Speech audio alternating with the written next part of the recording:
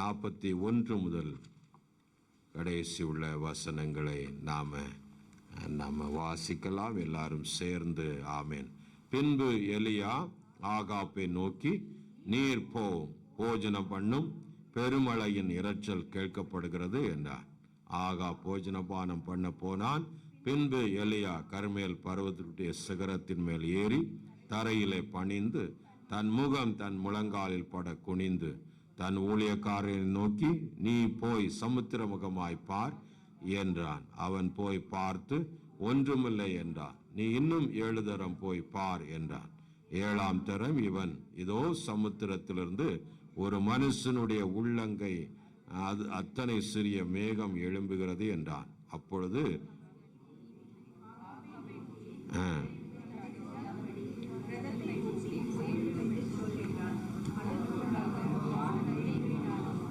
காற்றும் பெருமழை உண்டாயிற்று. ஆகாப் ரதத்தில் ஏறி இஸ்ரேலுக்கு போனான். கர்த்தருடைய கை எலியாவு மேல் இருந்ததினால் அவன் தன் அறையை கட்டிக்கொண்டு இஸ்ரேலுக்கு வருமட்டாக ஆகாப்புக்கு முன்பாக ஓடினான். ஆமீன். கண்களை மூடி நாம் ஜெபிப்போம். பரலோகத்தின் நல்ல பிதாவே, இந்த காலவெளியிலும் எங்களோடு கூட பேசுகிற நல்ல தேவன், நல்ல ஆவியானவர் எங்களிலே இடைப்பட்டு அப்பா நீர் ஆசீர்வதிக்க வேண்டும் என்று உடைய திருக்காரங்களில் ஒப்புக் கொடுக்கிறோம். எங்களை தாழ்த்துகிறோம், அர்ப்பணிக்கிறோம். நீர் பேசி இடைப்படும். கர்த்தர் இயேசு கிறிஸ்துவின் நல்ல நாமத்திலேயே வேண்டி கேட்கிறோம் எங்கள் நல்ல பிதாவே. ஆமென், ஆமென், ஆமென். ஹல்லேலூயா, ஆமென். இங்கே நாம ஒரு வார்த்தையை நாம் வாசிக்கிறோம். ஆமென். 41 ஆமென். பெருமழையின் இரைச்சல் என்று அங்கே ஒரு பதத்தை நாம் இங்கே வாசிக்கிறோம். ஹல்லேலூயா. பெருமழையின் இரைச்சல். ஆமென். ஹல்லேலூயா. ஆமென். The sound of the rushing rain என்று ஆங்கிலத்தில் நமக்கு போடப்பட்டிருக்கிறதை பார்க்க முடியும். ஆமென். ஒரு பெருமழையின் இரைச்சல் கேட்கிறது என்று எலியா அங்கே ஆமென் சொல்லி ஆகாப்பை ஆமென் வேகமாய் போக பண்ணுகிறதை நாம் அங்கே பார்க்கிறோம். ஆமென். இந்த சம்பவம் நமக்கு நன்றாய் தெரியும். ஆமென். அந்த ஆகாப்புங்கிற ஒரு ராஜா, ஆமென், சிம்ரி தானே, உமரியின் குமாரன் நினைக்கிறேன். அவன் ஆமென் ராஜபாரத்தை பெற்று ஆமென் உமரியின் குமாரன் ஆகாப். ஆமென். ஹல்லேலூயா. 16:30 வாசிக்கிறோம். ஆமென். அவனுடைய நாளிலே அவன் தேசத்தை அவன் எரபியாமை போல பொல்லாப்புகளை செய்து ஆமென் ஜனங்களை ஆமென் பாகாலுக்கு நேராக என்ன செய்தான், திருப்பினான், நடத்தினான் என்று வேதம் சொல்லுகிறார். ஆமென். நமக்கு தெரியும் சாலோமோனுக்கு பிற்பாடு அந்த ராஜ்யம் 2ஆக என்ன செய்யப்பட்டது, பிரிக்கப்பட்டது. தேவ சத்தத்தின்படி நடவாதபடினாலே ராஜ்யம் ஆமென் பிரிக்கப்பட்டு ஆமென் 10 கோத்திரங்கள் இஸ்ரவேலாக, ஆமென் 2 கோத்திரம் மட்டும் ஆமென் யூதா கோத்திரங்களாக ஆமென் ராஜபாரத்தை 2 ராஜ்யம் நார்த் அண்ட் சவுத்தாக 2ஆக பிரிந்தது. ஹல்லேலூயா. ஆமென். இந்த இஸ்ரவேல் தேசம் 10 கோத்திரத்தார், இந்த கோத்திரத்தார் ஆல்மோஸ்ட் எல்லாம் ஆமென் பாகாலை வழிபடுகிற அளவுக்கு என்ன செய்ச்சு, உண்மையான தேவனை விட்டு அந்த ஆராதனை விட்டு இவர்கள் பின்வாங்கி போனார்கள். ஹல்லேலூயா. ஆமென். இந்த பாகாலுக்கு கோயிலை கட்டவும் தோப்பு விக்கிரங்களை உண்டாக்கி ஜனங்களை அங்கே பலி செலுத்தவும் ஆராதனை செலுத்தும்படிக்கு வைத்து தேவனுக்கு கோபம் ஊட்டினான். 16ஆம் அதிகாரம் 31 முதல் 34 உள்ள வசனங்களிலே இதை குறித்து நாம் என்ன செய்கிறோம், ஒரு சம்மரியை அங்கே என்ன செய்கிறோம், வாசிக்கிறோம். ஹல்லேலூயா. ஆமென், ஆமென். அந்த பொல்லாத ஒரு காரியத்தை ஆமென் அங்கே நடப்பது அந்த யோசேப்பேல் அவருடைய மனைவி ஆமென் பாகால் என்ற அவருடைய தகப்பனுடைய, அதாவது யோசேப்புடைய தகப்பன், இப்படி பாகாலுக்கு தீர்க்கதரிசியாக அநேகரை உருவாக்கி ஆமென் அங்கே தேவனை மறக்கப்படி தேவனுக்கு நேராக என்ன உண்டாக்கினார்கள், கோபத்தை உண்டாக்கினார். தேவனுக்கு நேராக என்ன உண்டாக்கினார்கள், கோபம். ஆமென் 17ஆம் அதிகாரத்துல 1வது வசனத்துல ஆமென் எலியாவை தேவன் அனுப்பி அந்த ஜனங்க அந்த ராஜா முன்னிலையிலே 3 ஆண்டுகள் மழையை வானத்தை தேவன் என்ன செய்தார்? அடைத்து போட்டார். எத்தனை ஆண்டுகள் அடைத்து போட்டார்?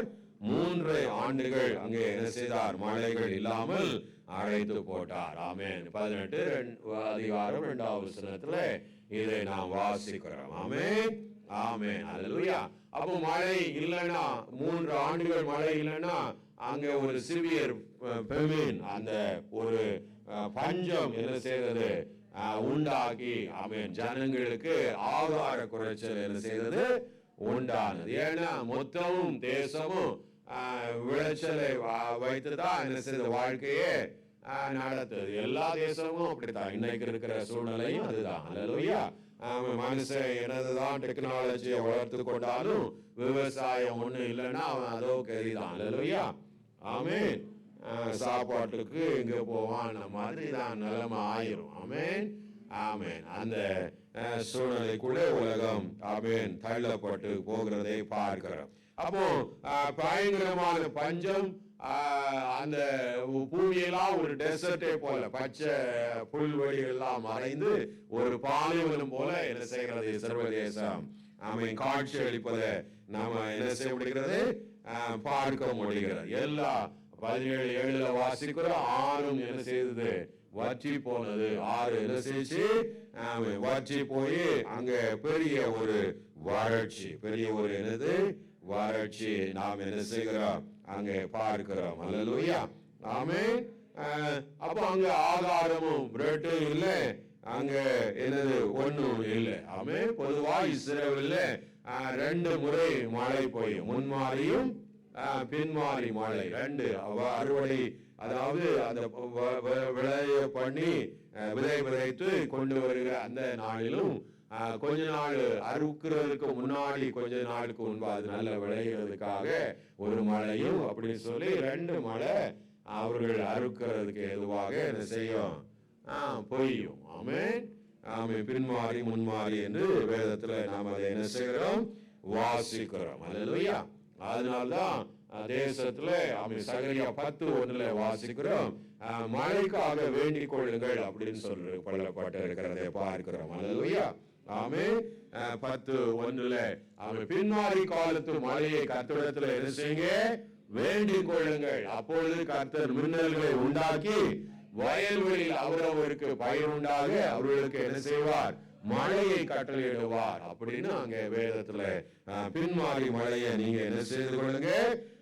வேண்டிக் கொள்ளுங்க அப்படின்னு சொல்லி ஆமென் ஆண்டவர் சொல்லுகிறதை பார்க்கிறோம். இந்த மழை இல்லாம அவங்க ஒரு ஆசீர்வாதம் இருக்காது. அல்லேலூயா. உபாகமம் 11வது அதிகாரம் 14வது வசனத்துல அங்கே ஆண்டவர் அங்கே அந்த மழையை குறித்து ஆமென் பின்மாறி மழை ஆமென் குறித்து அங்கே சொல்லுவதை நாம் என்ன செய்கிறோம்? பார்க்கிற. நீ உன் தானியத்தையும் உன் திராட்சரசத்தை உன் எண்ணெயை சேர்க்கும்படிக்கு நான் ஏற்ற காலத்துல உங்கள் தேசத்துல என்ன கொடுப்பேன்? முன்மாரியையும் பின்மாரியையும் பொழிய பண்ணுவேன். அல்லேலூயா. ஆமென். வருஷந்தோறும் அந்த மழை என்ன செய்யும்? சங்கீதம் 65 9-10 வாசிக்கிறோம். வருஷந்தோறும் அந்த மழை உங்களுக்கு என்ன செய்யும்? உண்டாகும் என்று சொல்லப்பட்டு இருக்கிறது. அல்லேலூயா.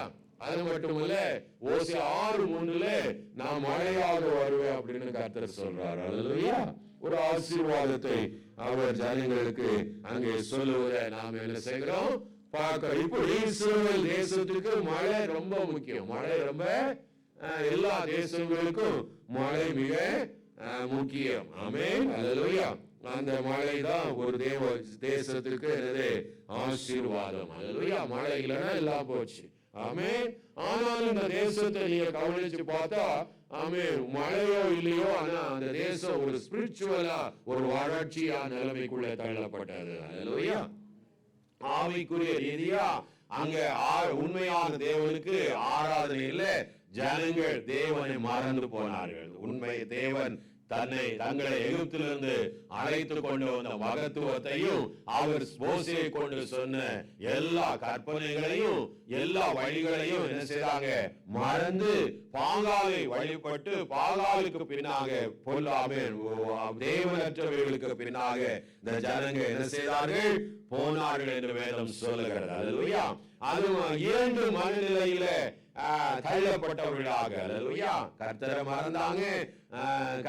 சில ஜனங்களுக்கு கர்த்தர் தான் தேவனா பாகால் தேவனா என்று அவங்களுக்கு 2 பேருக்கும் அந்த அளவுக்கு தேசம் என்ன செய்தது, கர்த்தர் என்ன செய்தது, மறந்து போனதை நாம் என்ன செய்கிறோம், ஆமென், பார்க்கிறோம். அல்லேலூயா.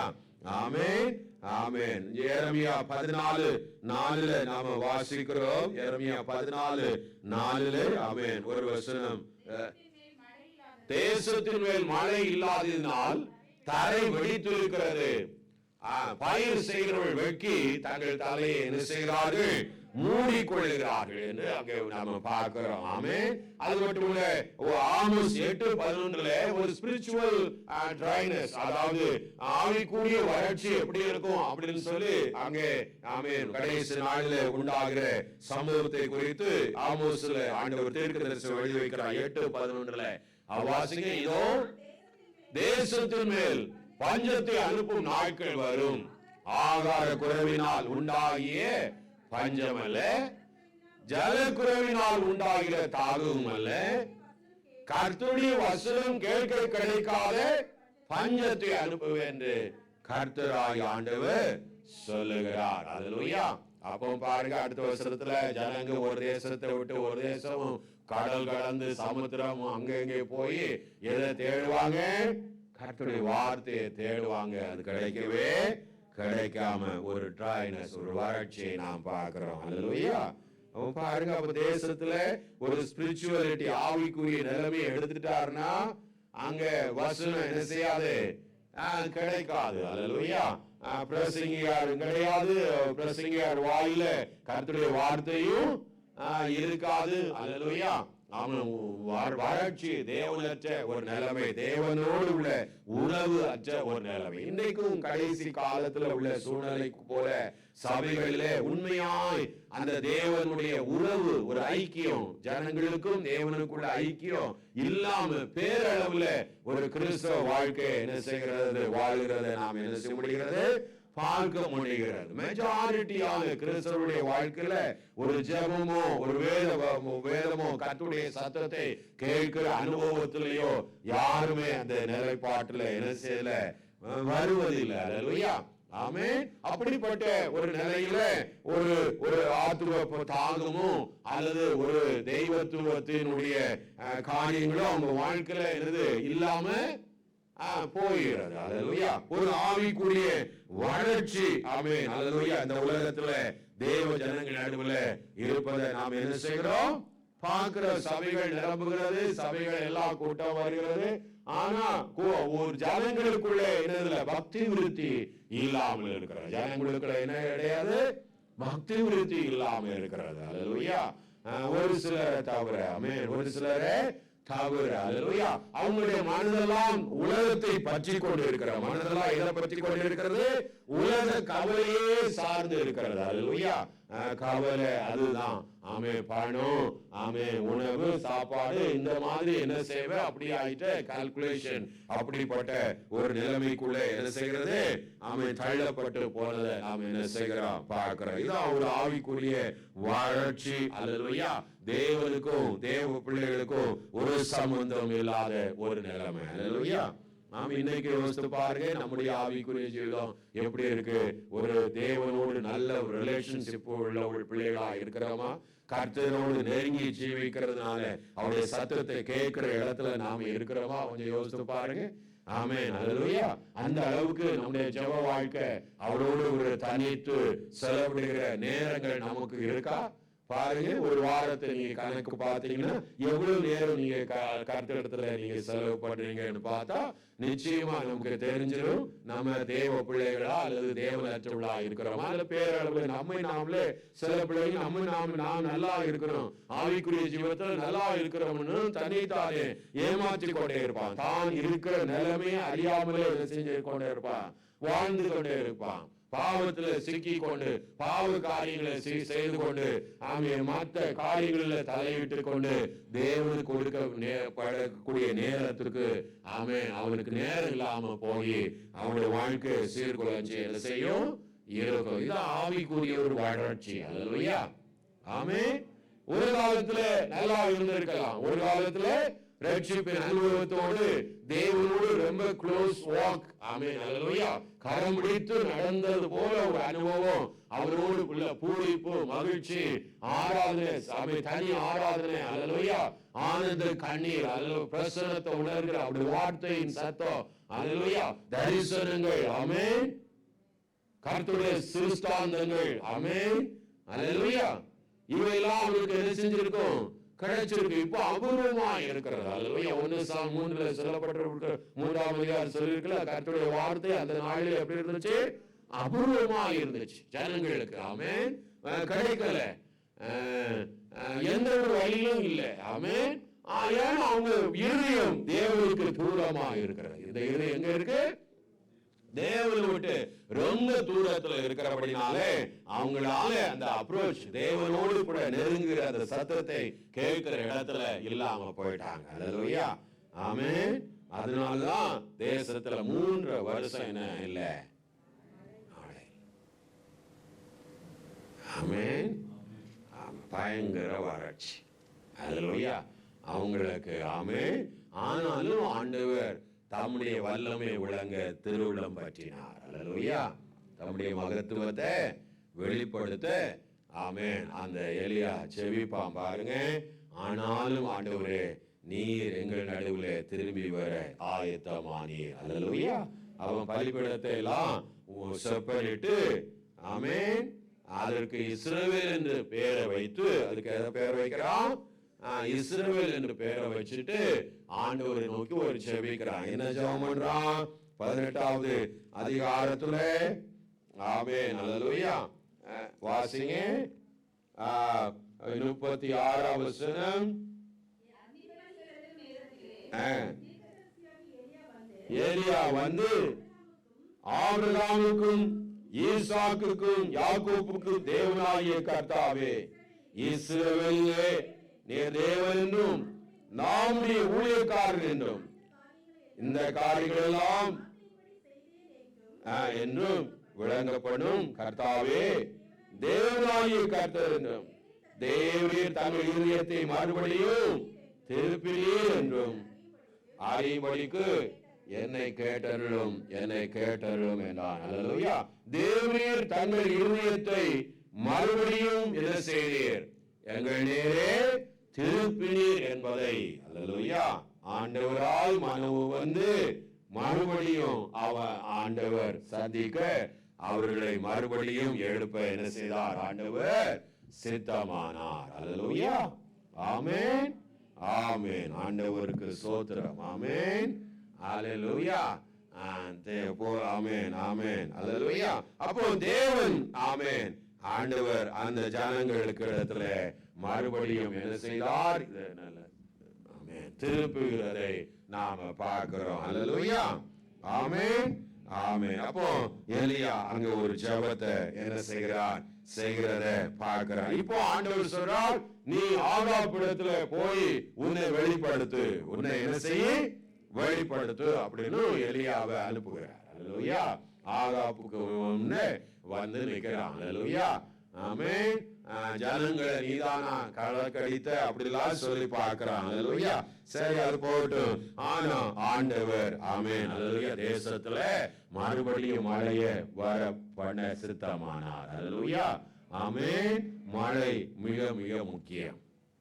ஆமென். மழை மிக மிக, ஆமென், ஆவிக்குரிய மழையும் மிக மிக முக்கியம். நம்ம எல்லாம் அடிக்கடி அதான் காலையிலோறும் கிருபைனா, இந்த காலையில அந்த பனி விழுது பாருங்க, அதே மாதிரி நம்முடைய ஆத்மாவுக்கு அவருடைய கிருபைகள் தேவை. அல்லேலூயா. ஆமென். எப்பொழுதும் இந்த ஆவியானவர் நம்மளை விசிட் பண்ணி நம்மோடு கூடவே இருக்கணும். அல்லேலூயா. ஆமென். நிறைய பேர்ட்ட பரிசுத்த ஆவியன் இல்லை. அவர் நம்மளை விசிட் பண்ண நினைக்கிறார், அபிஷேகம் பண்ண நினைக்கிறார். நமக்கு அப்படிப்பட்ட வாஞ்சையோ தாகங்களோ எனது நமக்கு வரமாட்டேங்குது. அல்லேலூயா.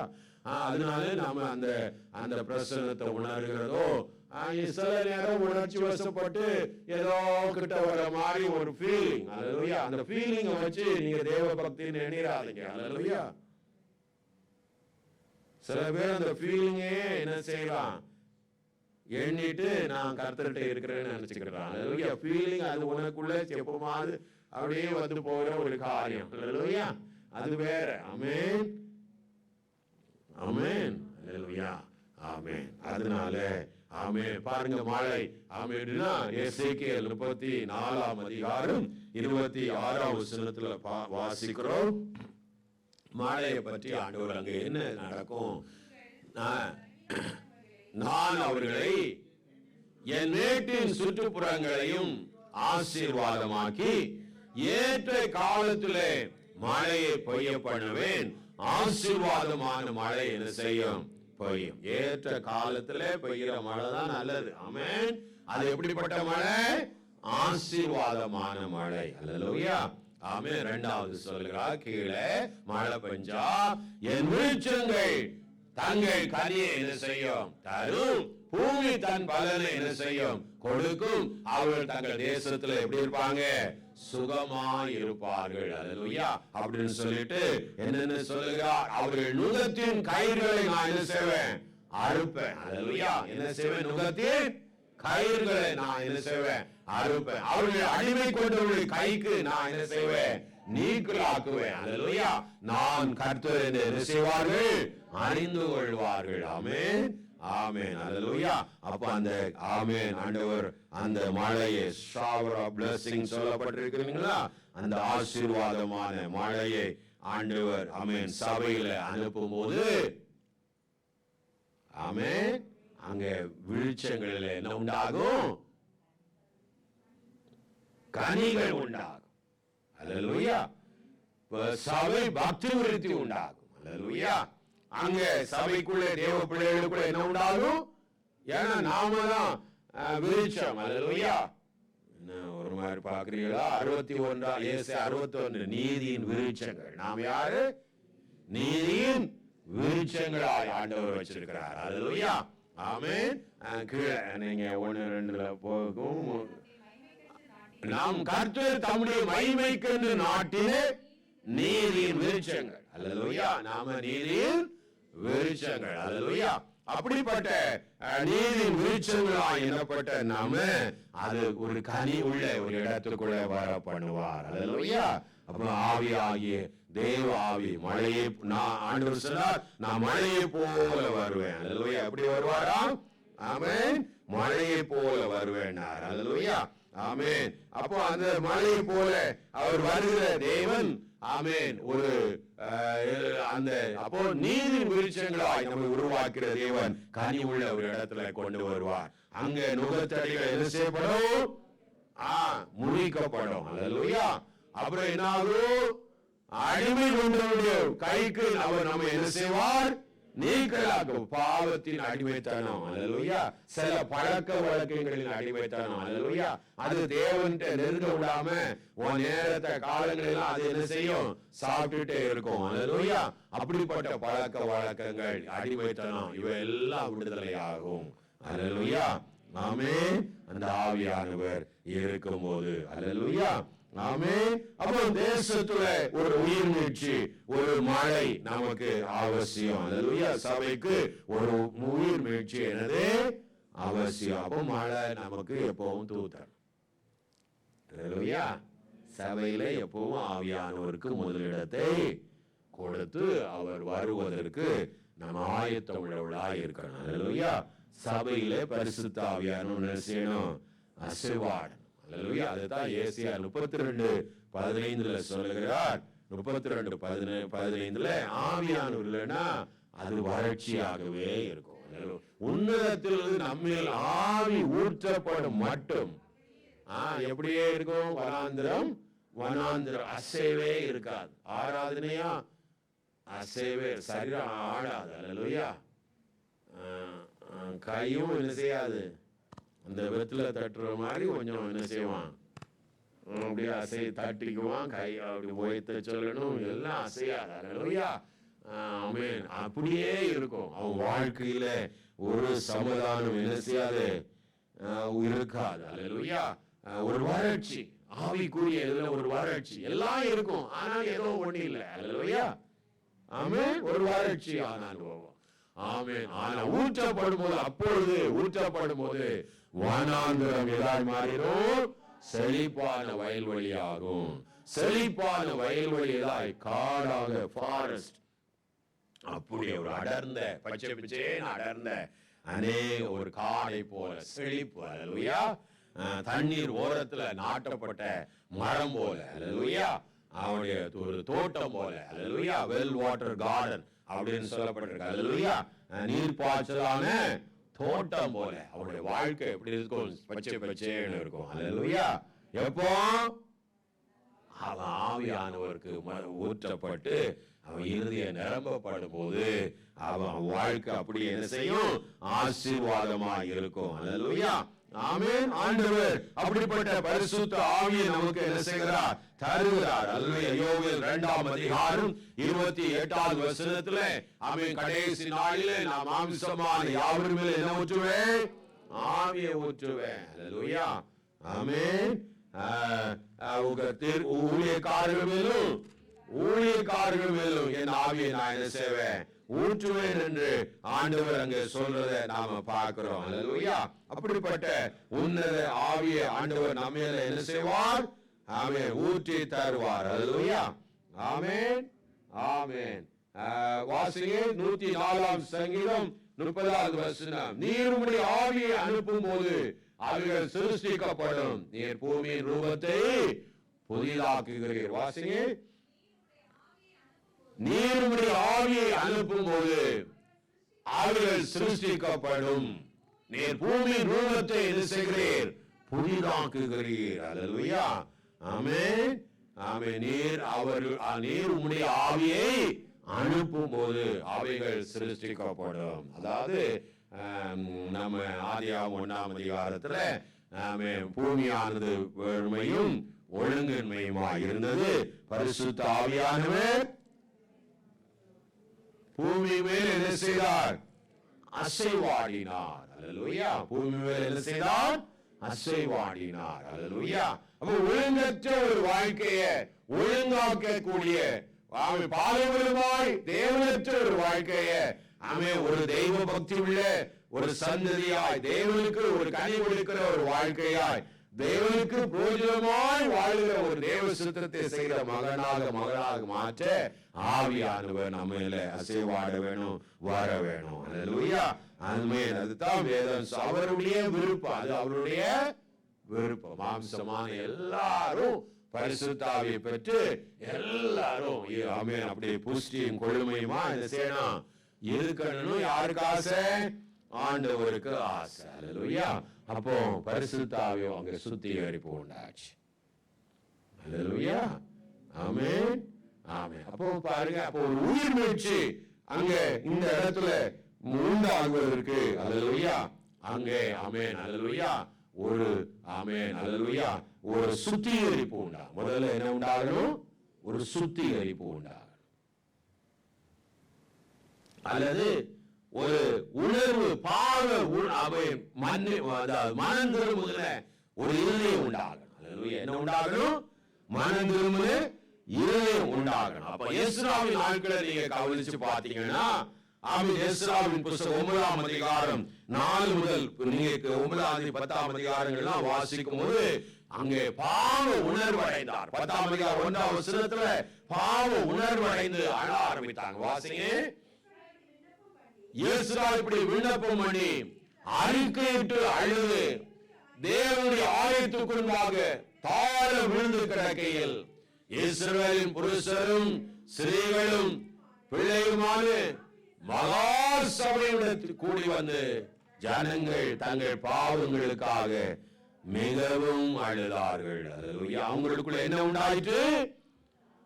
குற்ற உணர்வு அல்லது குற்ற பாவி என்ற ஒரு எண்ணம், அந்த ஒரு உணர்வு அடைந்து மனம் திரும்புதலை அடைந்து கர்த்தரை தேட வேண்டும் என்ற ஐயோ என்ற ஒரு உணர்வுக்குள்ளே தள்ளப்பட்டார்கள். அல்லேலூயா. நாம பாவம் செய்த பொழுது நீங்க வாசித்தா உங்களுக்கு புரியும். 9ஆம் அதிகாரத்துல இருந்து ஜனங்க பாவம் செய்தார்கள். அல்லேலூயா. ஜனங்க என்ன செய்தார்கள்? அந்நிய ஜாதி ஜனங்களிடத்துல பெண் எடுக்கவும் பெண் கொள்ளவும் அவங்க பொறுப்பட்டாங்க. பல பாவங்களை என்ன செய்தாங்க? தேவனற்ற நிலைக்கு மறுபடியும் தள்ளப்பட்டாங்க. அல்லேலூயா. அப்படிப்பட்ட சூழலிலே எஸ்ரா, நெகமியா போன்ற தேவ பிள்ளைகள் எழுப்பி பிரமாணங்களை மறுபடியும் அவர்களுக்கு வாசித்து, அல்லேலூயா, ஒரு நாள் முழுவதும் மழையிலே ஜனங்கள் நின்று வசனத்தை கேட்டாங்க. அல்லேலூயா, மழையிலே தேவ பிள்ளைகள் நின்று வசனத்தை கேட்டு அந்த நாளிலே அழுது ஒரு மனம் திரும்பலுக்குள்ளே வந்தார்கள். அல்லேலூயா. அப்போ ஒரு உயிர் மீட்சி, ஒரு பரிசுத்த ஆவி அவருடைய ஆத்துமாவை கிரியை செய்யணும்னா அவனுக்குள்ள ஒரு பாவம் தான் யார் என்பதை அவன் அறிந்து கொள்ள வேண்டும். அல்லேலூயா. ஆமென். ஆமென். அல்லேலூயா. எலியா அவங்களை எல்லாம் கூப்பிட்டு, ஜனங்களை எல்லாம் கூப்பிட்டு, நீ என்ன மட்டும் இரு நினைவாக குந்தி நடப்பீர்கள் என்று கேட்க ஆரம்பிச்சான். கர்த்தர் தேவனா, நீ கர்த்தர் என்ன செய்ய தொழுது கொள்ளுங்க அப்படின்னு சொல்லி அங்க ஒரு மனம் திரும்புவதற்கு நேர அனுப்புகிறான். அல்லேலூயா. மனம் திரும்புவதற்கு நேர ஜனங்களை கர்த்தர் அக்கினியாய் இறங்கி பலிபீடத்தில் நக்கி போட்ட போது கர்த்தர் அவங்க ஜனங்கள் நடுவில் எழுந்தெழும் போது அப்பதான் அந்த ஜனங்களுக்குள்ள ஒரு விழிப்பை வருகிறது. அல்லேலூயா. ஆமென். கர்த்தரே தேவன், கர்த்தரே தேவன் என்று அவங்க காதல ஆரம்பிச்சாங்க. அல்லேலூயா. ஒரு மனம் திரும்ப இதயத்தோடு அவங்க இதயம் தேவனை நோக்கி வர ஆரம்பிச்சது. அல்லேலூயா. அப்போ ஒரு உயிர் மீட்சி அல்லது அவங்க வாழ்க்கையில ஒரு ஆண்டவர் ஆவியானவர் கிரியை செய்ய வேண்டும் என்றால், ஆவியானவர் உங்கள் வாழ்க்கையில தங்கி இருக்க வேண்டும் என்றால் அவனுக்குள்ள ஒரு மெய்யான ஒரு மனம் திரும்புதல், தான் யார் என்பதையும் அவன் தேவ சமூகத்தில் அவன் கதறி அழுது தன்னுடைய பாவ அறிக்கை பண்ணி மனம் திரும்பும் ஒரு அவசியப்படுகிறதையும் நாம் என்ன செய்ய முடிகிறது, தேவைப்படுகிறதை பார்க்க முடிகிறது. அல்லேலூயா. அநேகருடைய உள்ளங்க உடையிறது ரொம்ப ரேர். அல்லேலூயா. உடையவே செய்யாது. ஆமென். ஏன் அவங்க உள்ளத்துல பாவ உணர்வு, அதாவது மனம் திரும்பின இதயம் வருவதற்கு இடம் கொடுப்பதே இல்லை. அல்லேலூயா. ஆமென். உணர்வு அடைஞ்சு நாம தேவன சத்தத்தை கேட்கிற இடத்துல இல்லாம தூர இன்னும் ஏனதாலும் ஒரு நிலையற்ற தன்மையில வாழ்ந்தீங்கன்னா ஆண்டவரிடத்துல அதுவே பெரிய பாவம். அல்லேலூயா. இருக்க வேண்டிய இடத்துல இல்லாம நம்ம எங்க இருக்கிறோம்? ஆதாம தேடி ஆண்டவர் தான் அவன் இருக்க வேண்டிய இடத்துல அவன் இல்லை. அது மாதிரிதான் இன்னைக்கு நிறைய பேர் இருக்க வேண்டிய இடத்துல இல்ல.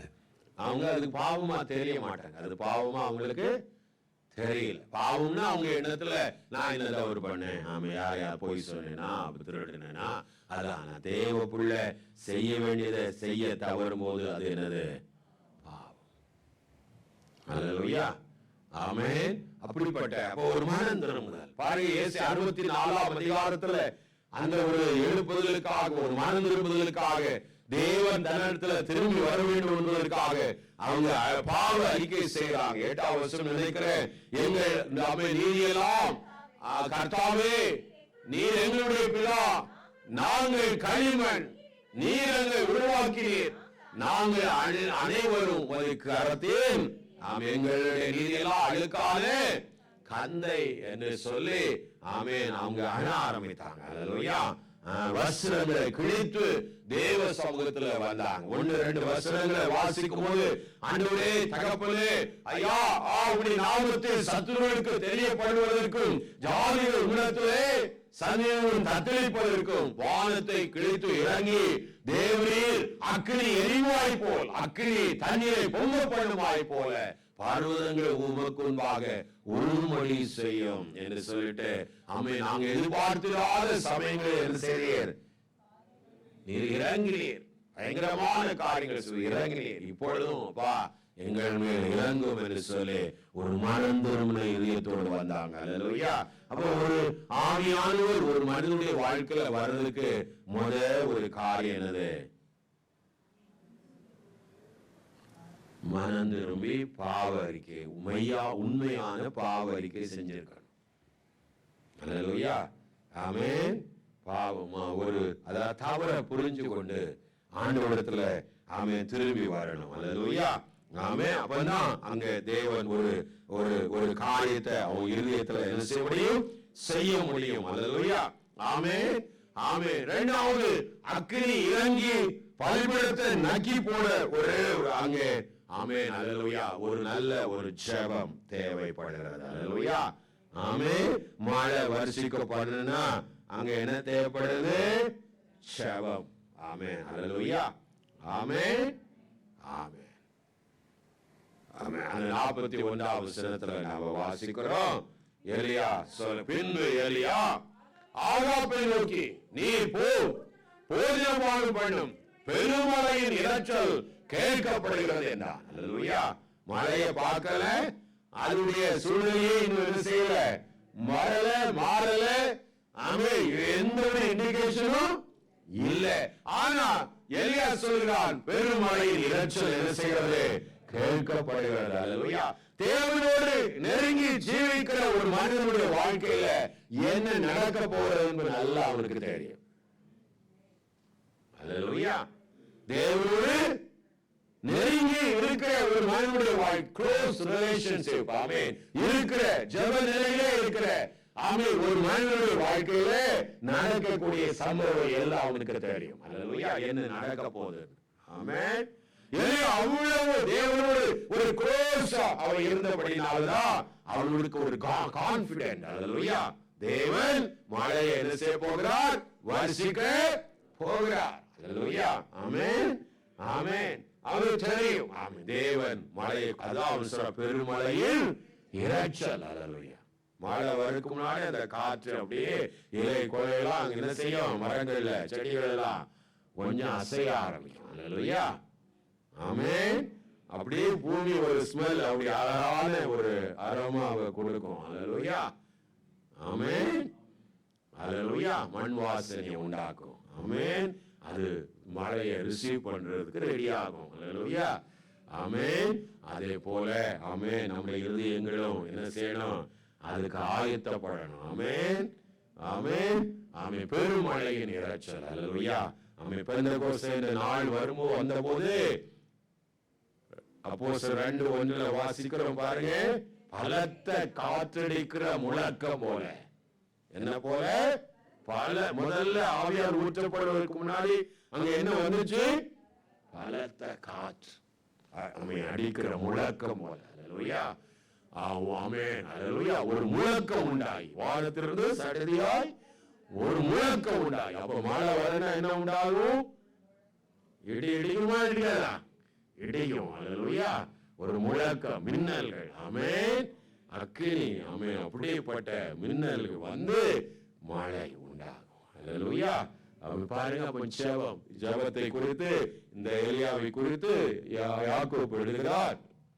5ஆம் அதிகாரம் 17வது வசனம் 18வது வசனத்துல, எலியா என்பவன் நம்மை போல பாடுள்ள மனுஷனாய் இருந்தும் மழை பெய்யாதபடிக்கு கருத்தா என்ன செய்தான்? முதல்ல மழை பெய்யக்கூடாது, கர்த்தருடைய காரியம் க்ளோஸ்.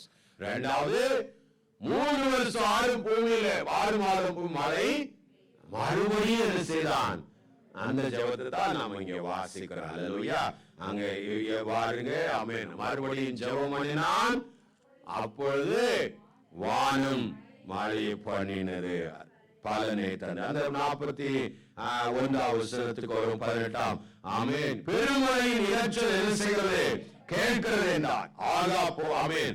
அப்போ உடனே ஆகாப்பை பார்த்து சொல்கிறார், நீர் போஜனமான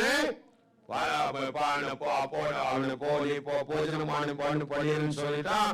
ஆமென், அல்லேலூயா. இப்போ ஆமென், அல்லேலூயா.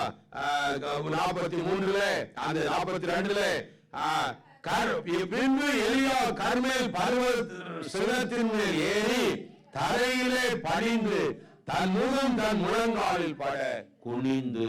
அல்லேலூயா. எப்படி ஜெபிக்கிறான்? இப்போ கர்மேல் பர்வதம் 1500 ஃபீட் உயரம், அந்த அளவுக்கு இருக்கும். ஆமென். அந்த கடற்கரை பகுதியில இந்த ராய்பாலாம் நீங்க போகும்போது, உங்களை இந்த இஸ்ரேல் போகும்போது கூட்டு போவாங்க கர்மேல் பர்வதத்துக்கெல்லாம். ஆமென். ரொம்ப பெரிய மலை, சின்ன ஒரு ஆமென் மலை மூச்சுல டேபிள் மாதிரி. அல்லேலூயா. டேபிள் மவுண்டன் சொல்லுவாங்க இல்லையா, அந்த மாதிரி டைப்பான மவுண்டன். அல்லேலூயா. ஆமென். ஏறி அங்க தனித்து தேவ சமூகத்துல செபிக்கிற நல்ல ஒரு இடம். அல்லேலூயா. ஆமென். எந்த ஒரு டிஸ்டர்பும் யாரு உலகத்தினுடைய சத்தம் என்ன செய்யாது? கேட்காது. அல்லேலூயா. பாலகடு மாகாத காய்கி வீணு அந்த கச்ச முச்சான் சத்தம் எல்லாம் என்ன செய்யாது? கேட்காது. அல்லேலூயா. அவன் புருஷர் அப்பதான் ஜெபம் பண்ண போயிருப்பா. அங்க அம்மா வந்து அதை பாத்திரத்தை டடாம் புடான் அட்டி நொறிச்சு ஆமென் அல்லேலூயா ஜெப மாதிரி அப்படின்ற மாதிரி பண்ணுவோம் ஆமென். அந்த மாதிரிலாம் இருக்கக்கூடாது. அல்லேலூயா ஆமென். அப்போ ஒரு தனித்து தேவ சமூகத்துல அல்லேலூயா மீகால சொல்லப்படுற தனித்து வாசமா இருக்கிற 7ஆம் அதிகாரம் 15ஆம் வசனங்கள்ல கர்மேல் பர்வதத்துல தனித்து வாசமா இருக்கிற அல்லேலூயா ஆமென். கர்மேலின் நடுவுல 14ஆம் வசனம் தனித்து வனவாசமாய் இருக்கிற உம்முடைய சுதந்திரமாகி மந்தை உம்முடைய ஜனத்தை அல்லேலூயா. இந்த ஜனம் எப்படி இருக்கும்? அடிக்கடி தனித்து தேவனோடு வாசம் அல்லேலூயா ஆமென். நல்ல ஒரு ஜெபம் உள்ள ஒரு தேவ பிள்ளைய ஆண்டவர் அபிஷேகிக்காம விட மாட்டார். அல்லேலூயா. தனி ஜெபத்துல யார் யாரெல்லாம் ஆண்டவர்கிட்ட தேடுகிறாங்களோ அவங்கள ஆண்டவர் கட்டாயம் அபிஷேகிப்பார். ஆமென். தனி ஜெபத்துல அவன் வளர வளர அவன் அபிஷேகம் சேர்ந்தே வளர்ந்துட்டே வரும். அல்லேலூயா ஆமென். அவன் பாத்திரம் அபிஷேகம் பண்ணும்போது கொஞ்சம் நிரம்பும். அவரு ஒவ்வொரு காலகட்டத்திலையும் ஆண்டவர் அவனை நெருங்க நெருங்க நெருங்க நெருங்க பாத்திரத்தை ஃபுல் பண்ணிடுவார். அல்லேலூயா அவன் ஃபுல் ஆயிடுவான். அல்லேலூயா அபிஷேகத்தின் நிறைவு. ஆமென் அல்லேலூயா ஆமென். அப்போ பாருங்க அங்க ஒரு நல்ல ஒரு ஜெபம், நல்ல ஒரு ஜெபம். ஆமென். மழை வந்துச்சா உடனே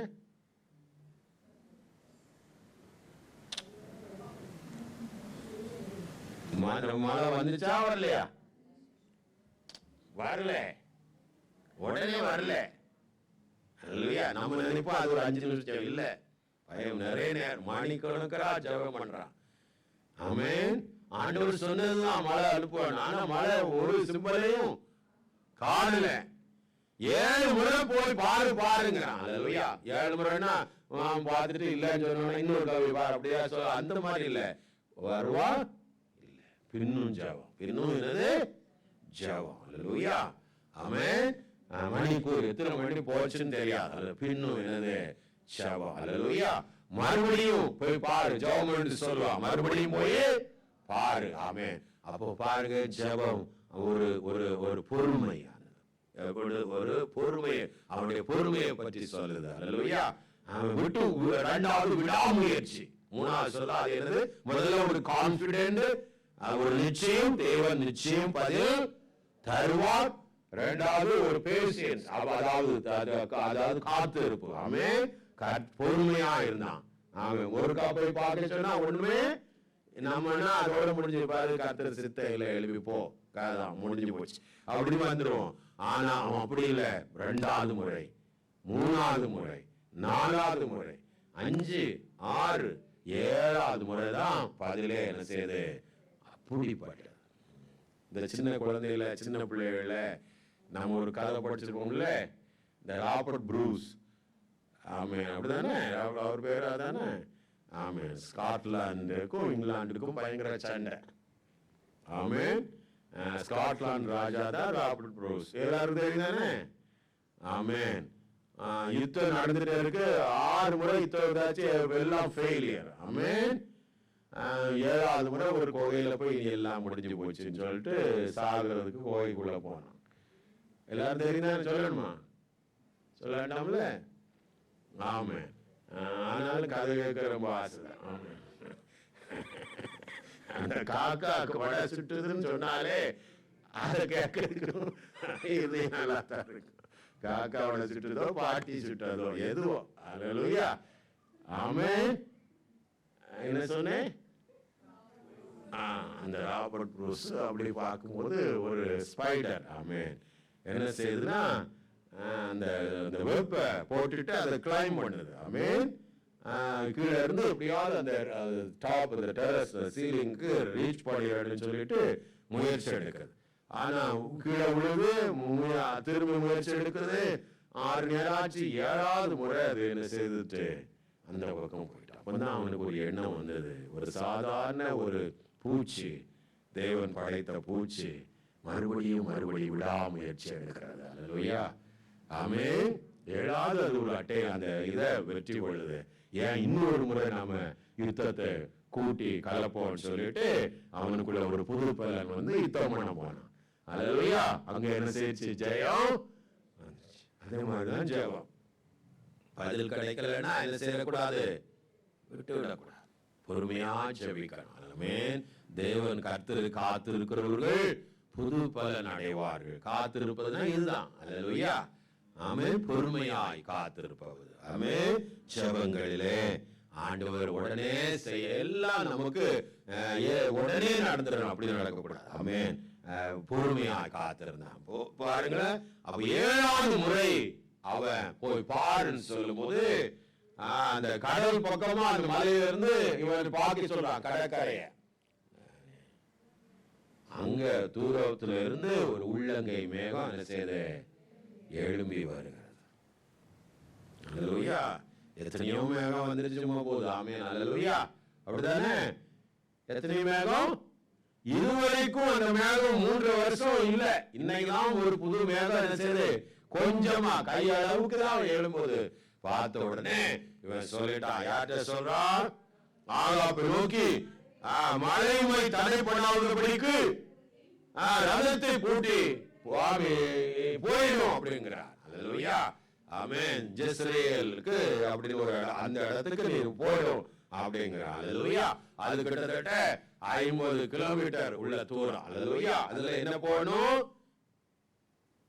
ரதத்தை பூட்டிட்டு ரதத்துல போயிடும். 50 கிலோமீட்டர் தூரத்துல போகணும். அல்லேலூயா.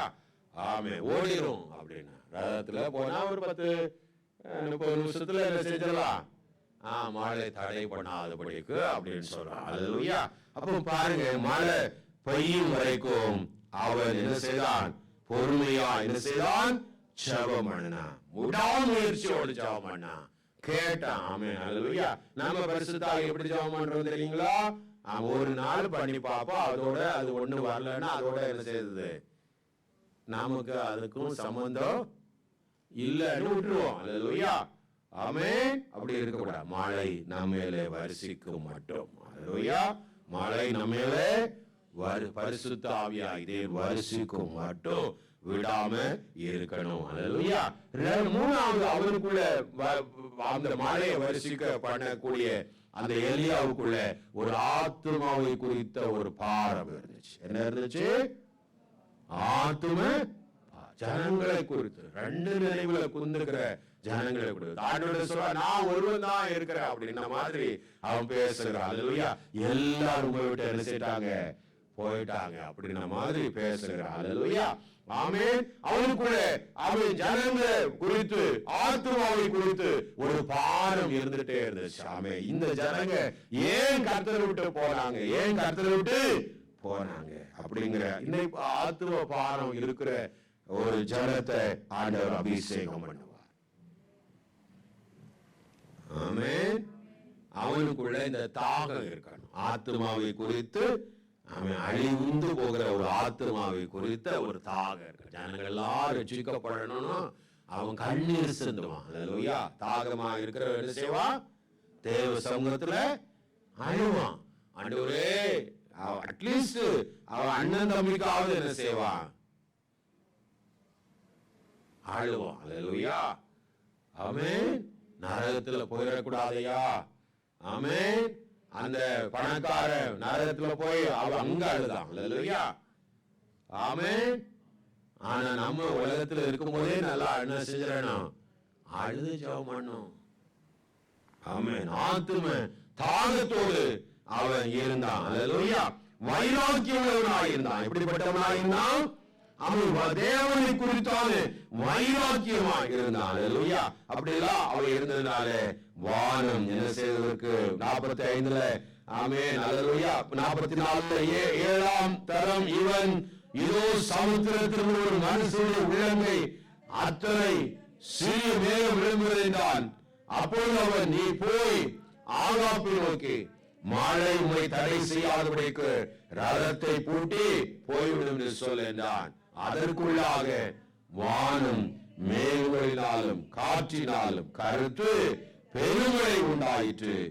ஆகாப் ரதத்தில் ஏறி இஸ்ரவேலுக்கு போனார். எத்தனை கிலோமீட்டர் சொன்னேன்? கர்மேல இருந்து இஸ்ரேலுக்கு எத்தனை கிலோமீட்டர்? ஆமே 30 மைல்ஸ் போட்டிருக்கு. ஆமே. ஆனா அது இன்னும் கிலோமீட்டர்ல ஒரு 40-50 கிலோமீட்டர்னு வைங்களேன். ஆமே. அல்லேலூயா. அதுல போயிட்டான், அவன் போயிட்டான். இப்போ அடுத்த கட்டம். ஆமே. 45 அதற்குள்ளாக வானம் மேவிலா காற்றிலாலும் கருத்து பெருமழை உண்டாயிற்று. ஆக ரதத்தில் ஏறி இஸ்ரவேலுக்கு போனான். கர்த்தருடைய கை எலியா மேல் இருந்ததினால், இது அது முக்கியம். அல்லேலூயா. கர்த்தரின் கை, எங்கெல்லாம் கர்த்தரின் கை இருக்கிறோ அங்கெல்லாம் பரிசுத்த ஆவியானுடைய வல்லமை. அல்லேலூயா. கர்த்தரின் கை அப்படின்னு சொல்லப்பட்டிருக்கிறதோ அங்கெல்லாம் கர்த்தருடைய ஆவியானுடைய வல்லமை. அல்லேலூயா. கர்த்தரின் கை. ஏன்னா நிறைய இன்சிடென்ட் நம்ம வாசிக்கிறோம். எஸ்ரா 8:22 எஸ்ரா சொல்கிறார், ஆமென், என் கர்த்தருடைய கை என் மேல இருந்தபடியினால். கர்த்தருடைய கை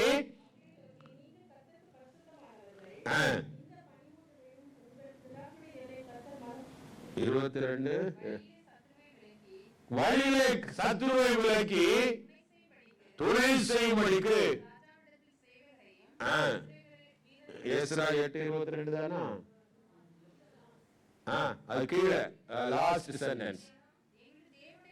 எங்கள் தேவனுடைய கரம் அவரை தேடுகிற எல்லார் மேலும் இருந்தபடியினால். ஆமென். அல்லேலூயா. எசேக்கியேல் 37:1 கர்த்தருடைய கை என்ன? ஆமென். அந்த ஆமென் எலும்புள்ள பள்ளத்தாக்கிலே என்னை கொண்டு போயிற்று என்று சொல்லப்பட்டிருக்கிறது. அல்லேலூயா. ஆமென். கர்த்தருடைய கை என்று சொல்லப்பட்டிருக்கிறது. ஆமென். புதிய ஏற்பாட்டில் அப்போஸ்தலர் நடவடிக்கை 4ஆம் அதிகாரம் 30ஆம் வசனத்தில் வாசிக்கும் போது, ஆமென், அப்போஸ்தலர் நடவடிக்கை 4ஆம் அதிகாரம் 30ஆம் வசனத்தில் சபையார் மறுபடியும் வந்து தேவ சமூகத்தில் ஜெபிக்கிறாங்க. உம்முடைய பரிசுத்த பிள்ளையாகிய இயேசுவின் நாமத்திலே அடையாளங்களும் அற்புதங்கள் நடக்கும்படி செய்து பிணியாளிகளை குணமாக்கும்படி உம்முடைய கரத்தை நீட்டி. அல்லேலூயா. போதாமே. அல்லேலூயா. எதை நீட்டி? உம்முடைய கரத்தை நீட்டி. உம்முடைய ஊழியக்காரருடைய வசனத்தை முழு தைரியத்தோடு சொல்லும்படிக்கு அவர்களுக்கு என்ன செய்ய? அனுக்கிரகம் பண்ணும் அப்படின்னு கர்த்தருடைய கரத்தின் கிரியைகளுக்காக ஜெபிக்க ஆரம்பிக்கிறார். கர்த்தருடைய கரம் என்ன செய்யும்? பராக்கிரமங்களை செய்யும். அற்புதங்கள் அடையாளங்களை செய்யும். அற்புதங்கள் அடையாளங்களை செய்யும். அல்லேலூயா. ஆமென். பாருங்க, இந்த இப்போ நல்ல கவனிக்கணும். இந்த இப்போ அந்த 18ஆம் அதிகாரம் இந்த 1 ராஜாக்கள் வாசிக்கும் போது, ஆமென், அங்க கடைசி வசனம் சொல்லுகிறது, ஆமென், கர்த்தருடைய கை எலியா மேல் இருந்ததினால் என்ன நடந்துச்சு? அவன் தன் அறையை கட்டிக்கொண்டு இயேசுவுக்கு வருமட்டாக ஆகாபுக்கு முன்னாடி ஓடினான். ஆகாபு எதுல ஓடுறான்? ரதத்துல ஓடுறான். எத்தனை கிலோமீட்டர் வேகத்துல போறான்?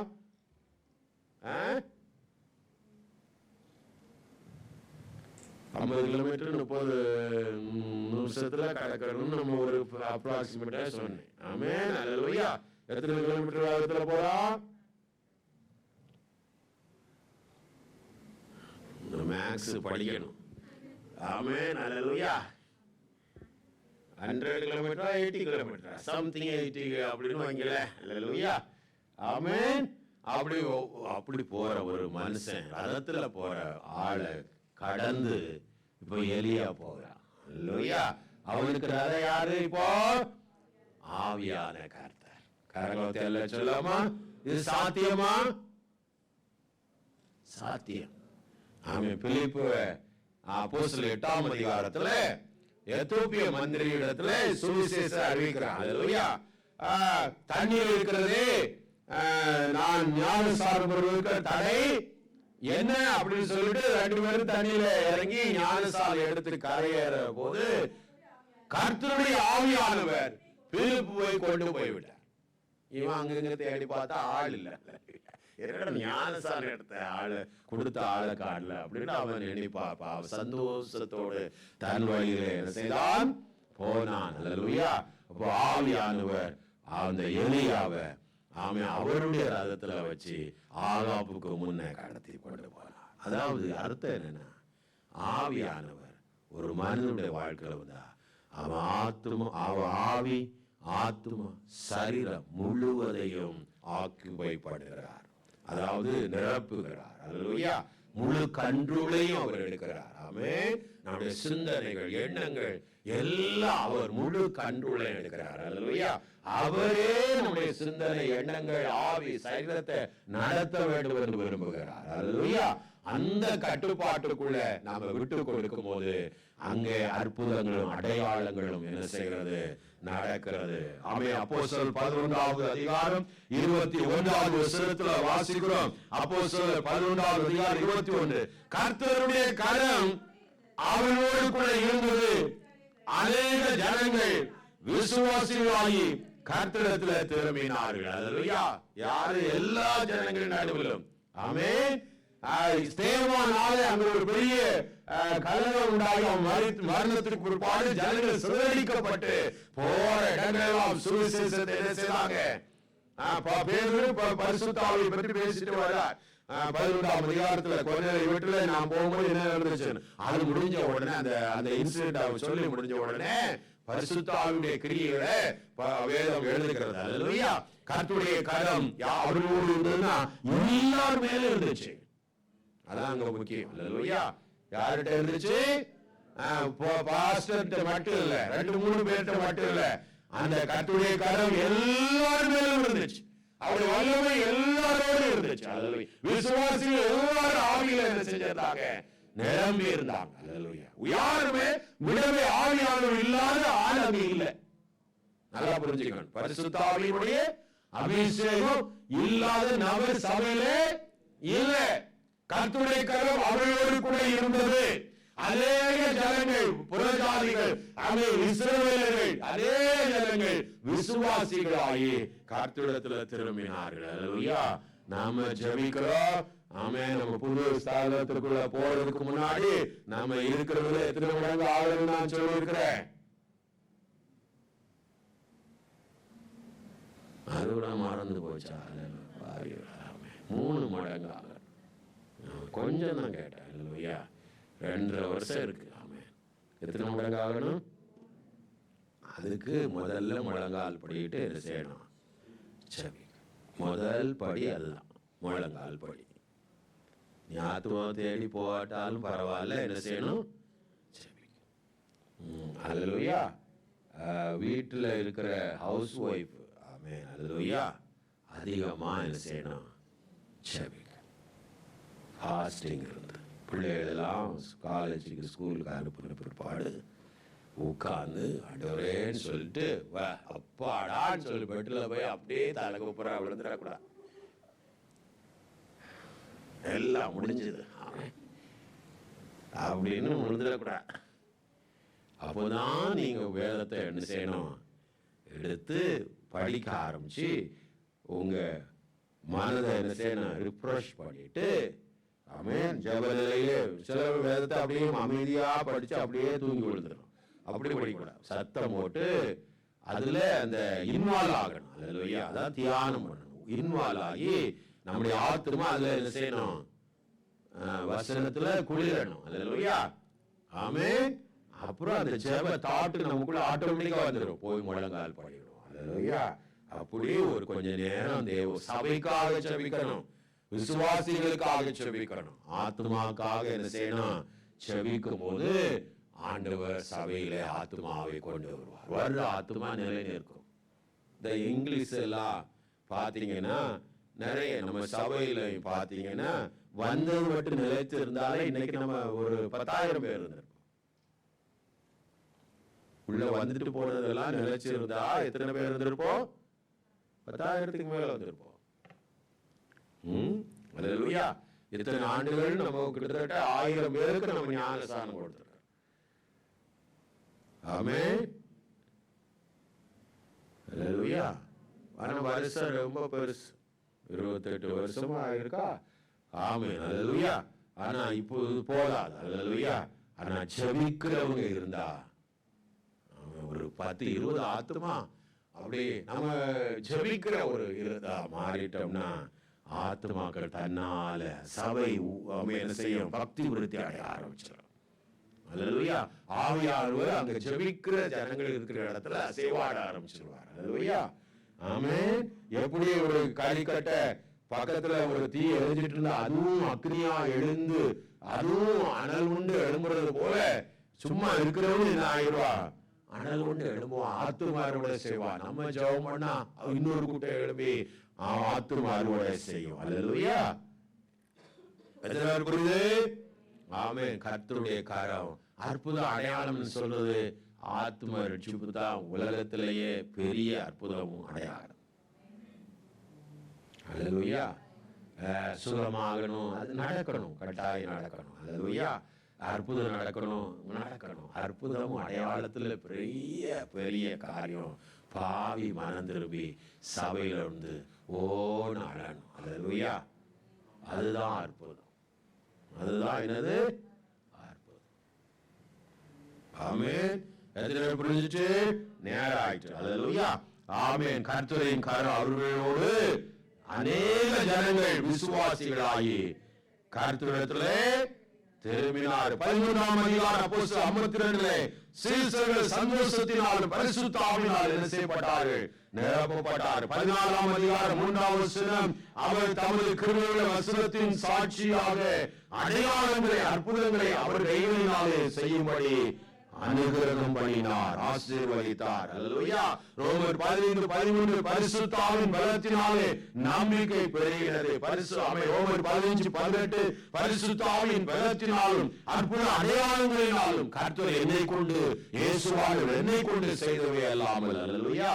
ஆமென். கர்த்தருடைய காரம் கலாத்தியர் 3:5 ஆமென். அன்றி உங்களுக்குள்ளே ஆவியை அழித்து உங்களுக்குள்ளே அற்புதங்களை நடப்பிக்கிறவர். அல்லேலூயா. உங்களுக்குள்ளே எதை அழித்து?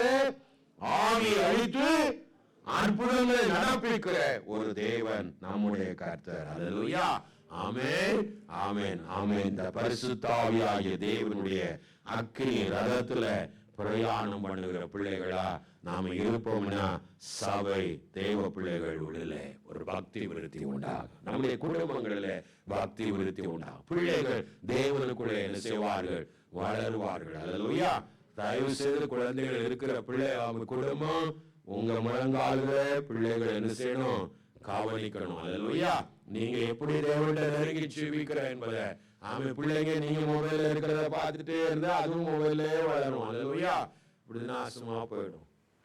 ஆமென். ஆனா முழங்கால் படி போட்டு செவிக்கிறத பார்க்கும்போது அதுவும் தன்னுடைய வாழ்க்கையில ஏதாவது ஒரு சூழ்நிலையில இப்போ ஒரு மாதிரி இருந்தாலும் அதுவும் ரட்சிக்கும். எல்லாரும் ஆண்டவரிடத்துல. அல்லேலூயா. ஆமென். ஆமென். உள்ளங்கை மேகம் போன்ற மேகம் எழும்பி ஆமே இஸ்ரவேல் தேசம் முழுவதையும் மழையாலே நிரப்பிட்டு. அல்லேலூயா. நன்றி தகப்பனே. ஒவ்வொரு பிள்ளைகளுக்குள்ளும் இந்த மழை பெருவெள்ளத்தின் இரைச்சல் ஆண்டவரே ஒவ்வொரு பிள்ளைகளுக்குள்ளும் கேட்கப்படட்டும். ஆண்டவரே ஒவ்வொரு பிள்ளைகளும் ஆண்டவரே அந்த அக்கினி மயமான ரதத்தால் ஆண்டவரே நடத்தப்படட்டும். நன்றி ஆண்டவரே.